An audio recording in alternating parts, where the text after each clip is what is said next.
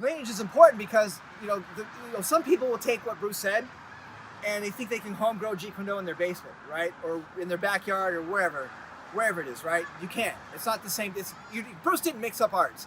He didn't go learn a bunch of stuff, lift techniques and stick them together in some, magical way that just happened to work. He didn't do that. He broke everything down to science, right? You know that I trained with Jerry. Jerry Poteet was a black belt under Ed Parker. He was in a Screamador under Ted Lukai, Filipino master, and he also trained under Bruce Lee, right? Jerry taught Jeet Kune Do. Bruce Lee trained under Yip Man. He trained Wing Chun under Yip Man. I also trained Wing Chun. You know this. I learned all 3 forms. I've done that. But what we're training here, Jeet Kune Do, you've got to know, trace it back, right? Know where you come from. You know what I mean?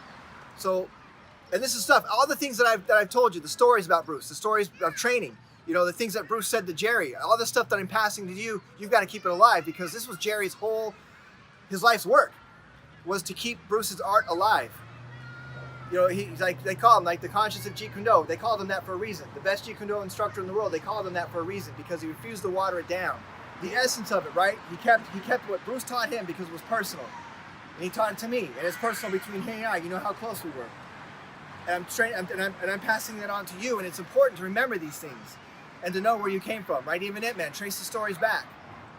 But essentially, it starts with Bruce. Bruce did the work, right? He studied boxing, he studied fencing, Wing Chun, right?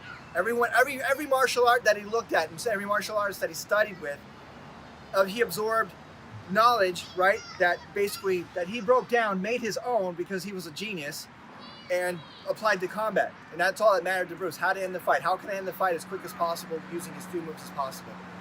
So if you guys want to learn more about Jerry, you can ask me anything you want. You can go to his website.